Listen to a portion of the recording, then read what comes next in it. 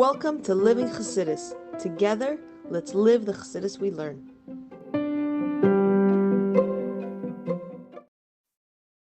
Good morning, everybody, and welcome to this in the morning 15 minutes.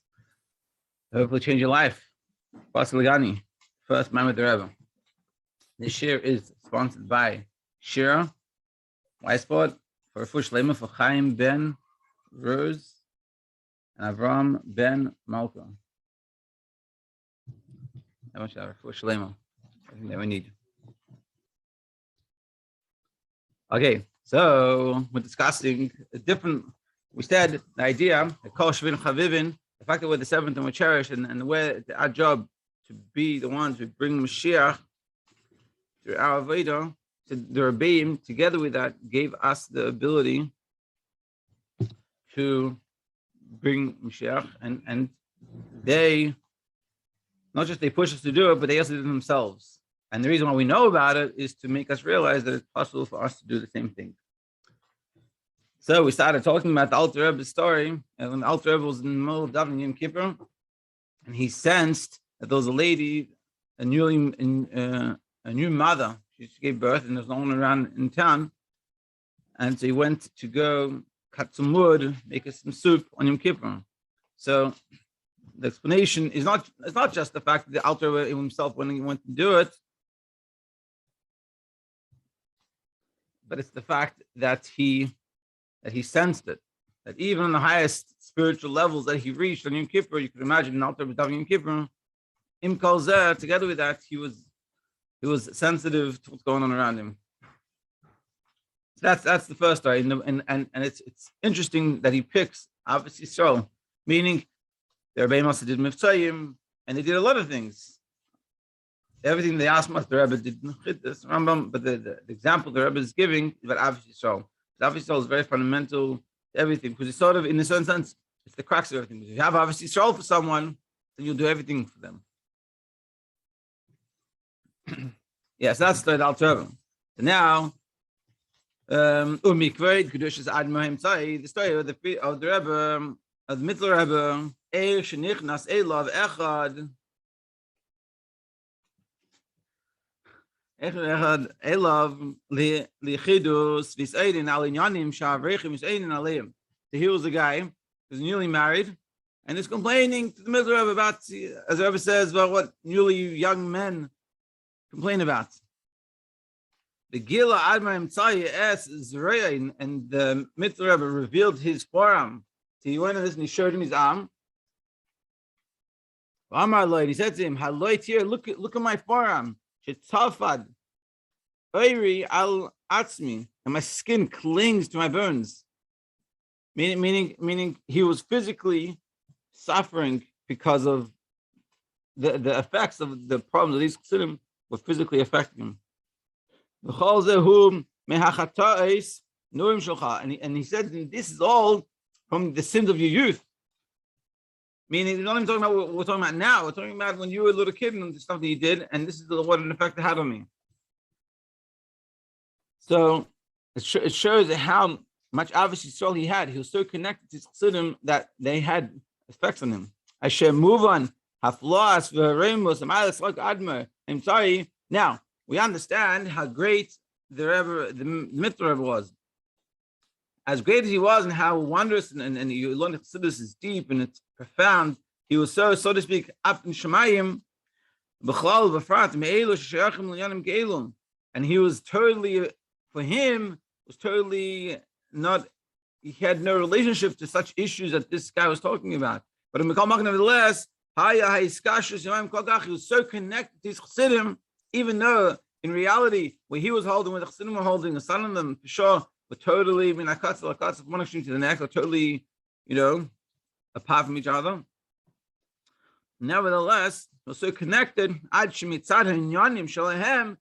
was so connected with Chassidim, that because of what was going on with the Chassidim, that it wasn't good, it wasn't the way it's meant to be, and the situation of the Chassidim that were doing certain things, not all of them, of course, some of these, like these people, like this example, it weakened him.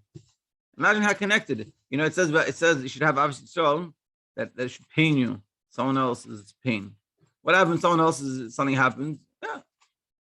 Yeah, I feel bad. That's about as much as we go.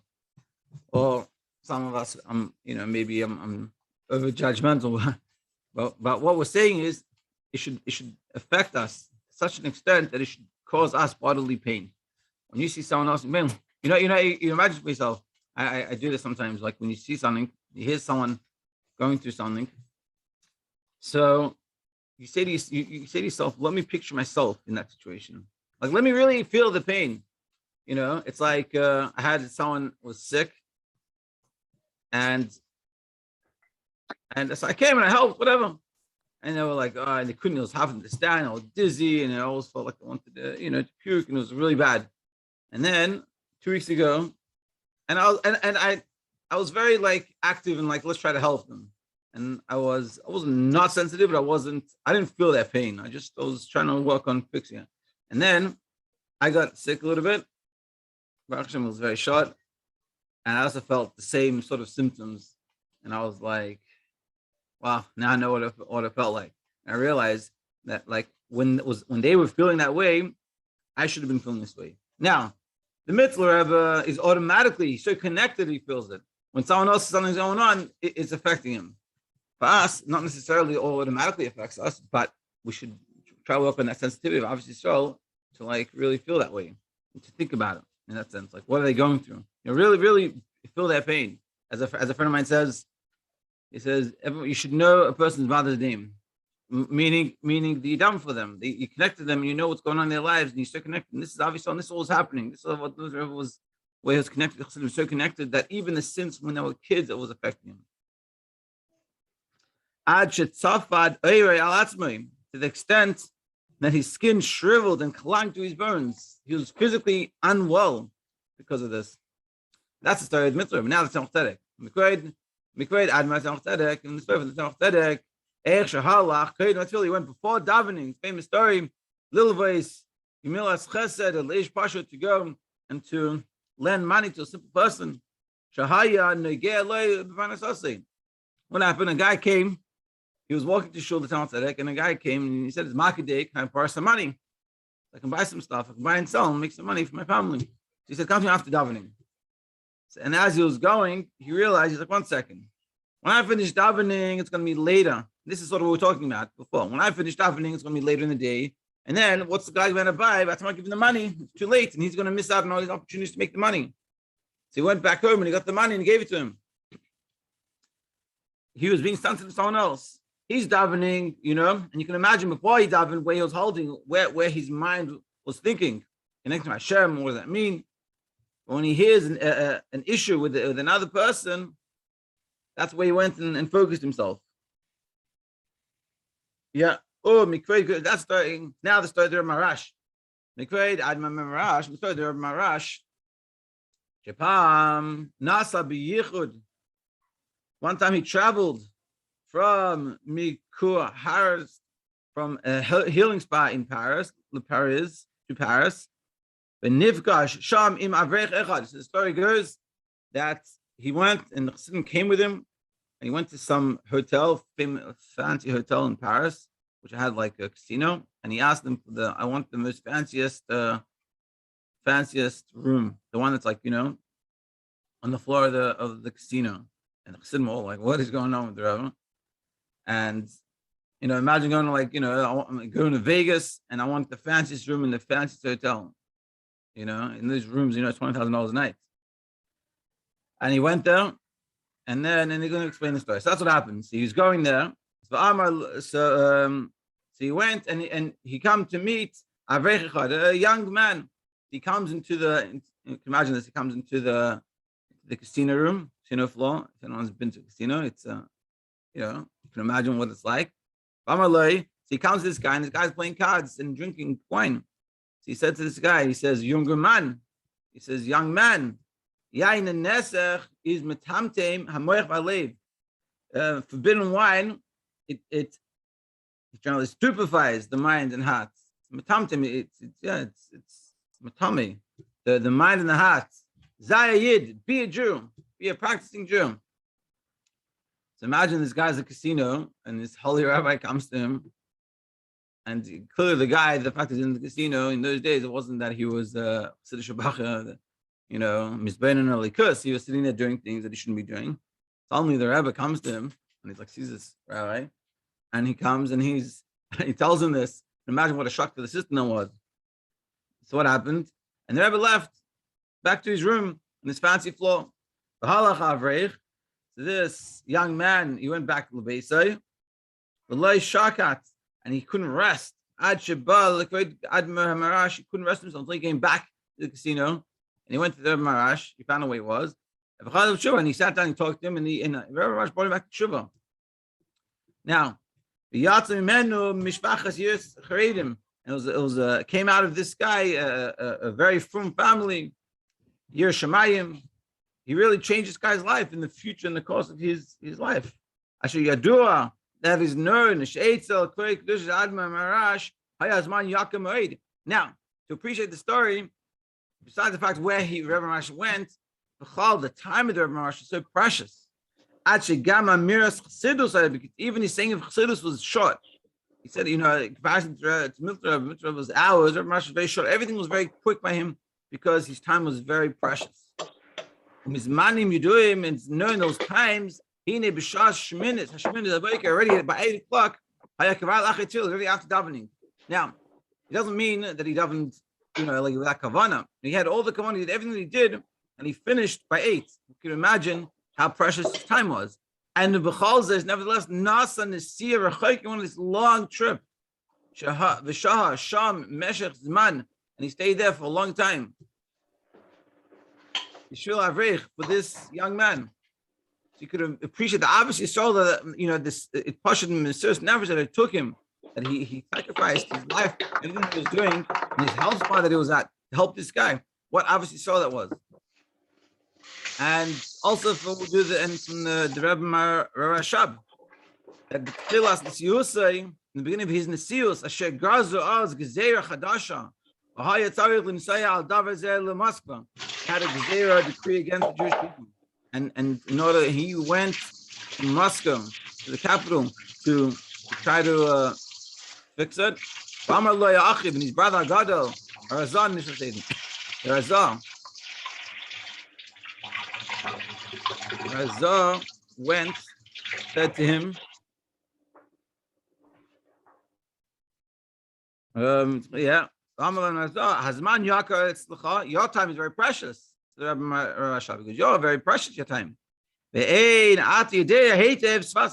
really know the language so well. He wasn't so proficient in Russian. Not that he didn't know Russian, he explains over here. He did, but he just preferred not to really speak it. And he had no desire to speak the language. So the Razal was like, Razal was very, he knew a lot of languages. He was a linguist, so he could have a lot of opportunities. He could, be a good speaker, be a good advocate. Yeah, Harazahia Melamed Melumad Besafis, he was a linguist. The Gamata Tzarich Chapes Hekeres. Also, you have to find acquaintances. You can't just go there. You have to go. You have to speak to people. You have to try to get in and figure out how to get to this situation and try to figure it out. And then, it takes so much time. And the Rebbe Rashab's time was very precious. He said, "I'll go instead of you." Listen, tell me what to do, and I'll go do it for you. Why should you waste your time? Aval. But the Rebbe Rashab didn't agree to this. He went by himself and he was successful. He went and also his time was precious and he went anyway and he put himself in the line. It's very dangerous to do what he did. Seeing the obviously stuff. Also, the Frierdiker Rebbe has many stories. To do a favor even for the simplest of people, whether it was spiritually or physically. It's like he used to when he was a kid. Simple stories. When he was a kid, he used to get money for learning Mishnayos Baal Peh, and with that money, he'd lend it out to people on the market day so they could buy and sell stuff. And that was like wasn't a business. He wasn't making any money, but he was sharing his money for people. And he gave his whole life for this. Like he went to jail for keeping Yiddishkeit alive. It's a not just his physical life that he gave up, but also his spiritual life. be a lot easier to just live his own personal life, do his things, daven and learn all day, and then have a good, easy time. But he didn't do that. Even